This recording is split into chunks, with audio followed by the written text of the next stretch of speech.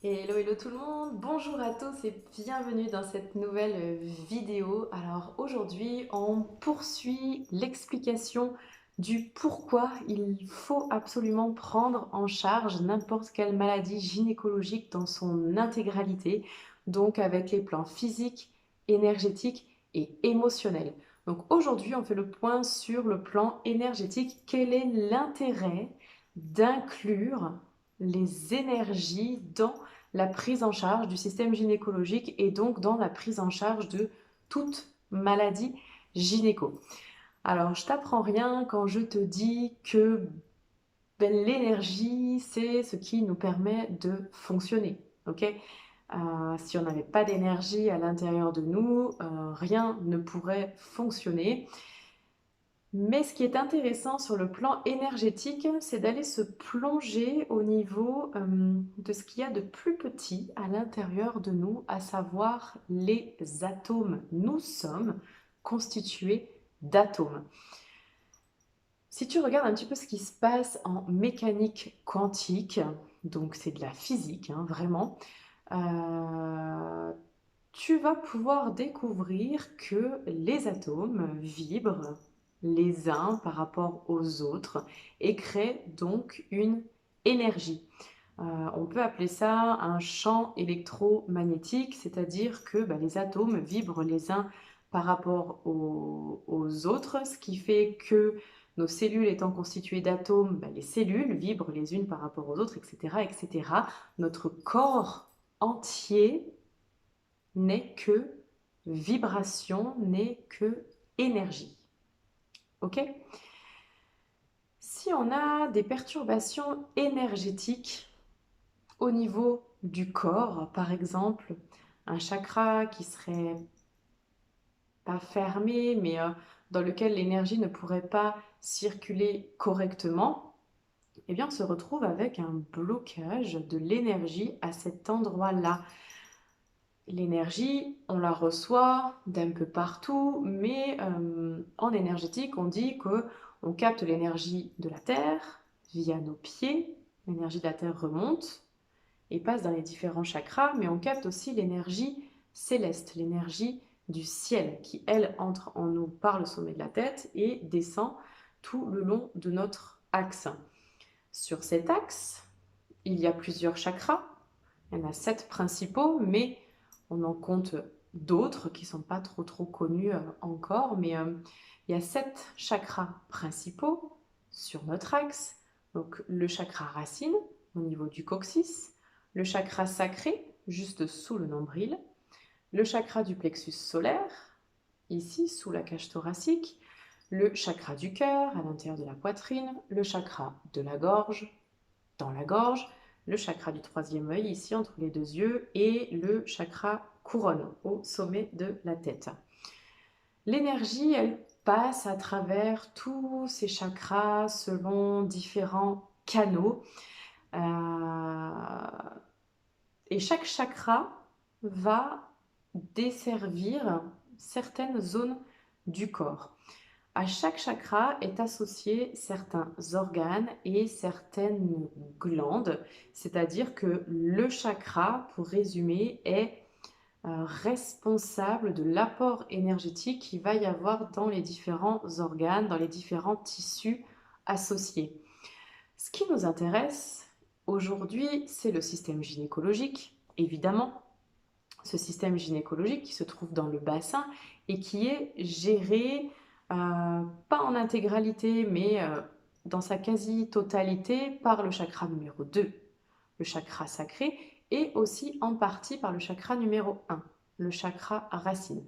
Donc pour voir un peu large, ici, on va prendre en considération ces deux chakras, plus spécifiquement, en sachant que, attention, si les autres chakras sont fermés, perturbés, verrouillés, l'énergie qui vient du ciel ne peut pas descendre jusqu'aux chakras qui sont tout en bas et donc ne peut pas descendre jusqu'au système gynécologique. Donc il est important ici quand même de voir ce plan énergétique dans son ensemble, le but étant que tous les chakras soient ouverts pour que l'énergie puisse circuler du haut vers le bas et du bas vers le haut, sans encombre et alimenter l'intégralité du corps. En ce qui concerne les deux premiers chakras, ceux qui gèrent en fait la zone bassin, la zone pelvienne et donc la zone gynécologique, le chakra racine et le chakra sacré, ces deux chakras ont des significations bien particulières, bien précises. Le chakra numéro 1, c'est ton ancrage à la terre. Donc il est aussi symbole de positionnement, de place, que ce soit au sein de ta famille, au sein de la société, au sein du monde. Il est le chakra qui permet à l'énergie de la terre de venir à l'intérieur du corps et il est la base en fait de notre fonctionnement. Il est le qui suis-je. Ok? Donc si en termes d'identité, bah, tu sais pas trop où tu en es, si tous les modèles que tu as pu recevoir dans ton enfance ne te conviennent plus, si aujourd'hui tu as l'impression d'être à ta place nulle part ou d'être mal à l'aise dans certains endroits avec certaines personnes, c'est très probablement qu'il y a un dysfonctionnement au niveau du chakra racine. Ok? Un dysfonctionnement racine va entraîner ce genre de problématique, mais ce genre de problématique peut aussi entraîner un dysfonctionnement du chakra racine. C'est là qu'on voit l'intérêt d'aborder les trois plans en même temps. Ok? Donc là, aujourd'hui, sur le plan énergétique, voilà ce que dit le chakra racine. Le deuxième chakra, le chakra sacré, qui lui est juste au-dessus, donc entre le bassin et le nombril. Le chakra sacré, c'est le je ressens. Okay, il est en lien très très intime avec les ressentis, les émotions, les besoins fondamentaux, l'identité féminine aussi.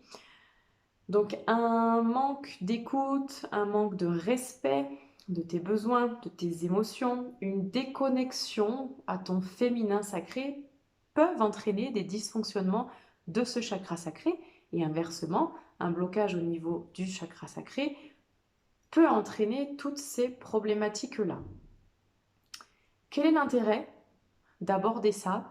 Eh bien, tout simplement pour permettre à ton corps de recevoir l'énergie nécessaire et surtout de permettre à l'intégralité de tes cellules qui composent tes tissus de recevoir de l'énergie. Et j'irai même plus loin, de permettre aussi à tes atomes de vibrer correctement et de permettre un bon fonctionnement de l'ensemble. C'est pourquoi dans tous les accompagnements que je propose, notamment dans Welcome Woman, qui est une prise en charge vraiment très générale de la femme en souffrance, on aborde systématiquement ce plan énergétique. Ce plan énergétique, il nous fait fonctionner. C'est comme une seconde peau qui serait là, qui d'une part te protège, ok, et puis aussi qui permet en fait les interactions avec les autres, avec l'environnement, et puis avec tout ce qui vibre autour de toi et qui pourrait éventuellement te faire du bien. On est dans des échanges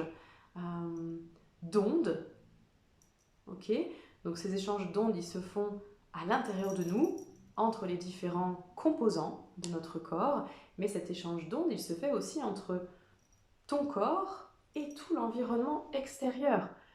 Donc aborder le plan énergétique, c'est aussi aborder tout ce qui t'entoure en fait, hein, les lieux dans lesquels tu te trouves, est-ce que tu te sens bien chez toi, est-ce que tu te sens bien au travail, c'est aussi aller aborder toutes les relations que tu peux avoir avec des personnes, est-ce que le courant passe bien avec certains ou est-ce que le courant passe pas du tout avec d'autres, tu vois. Tout ça peut venir perturber ton fonctionnement interne et peut entraîner des dysfonctionnements divers et variés à terme, dont les maladies gynéco.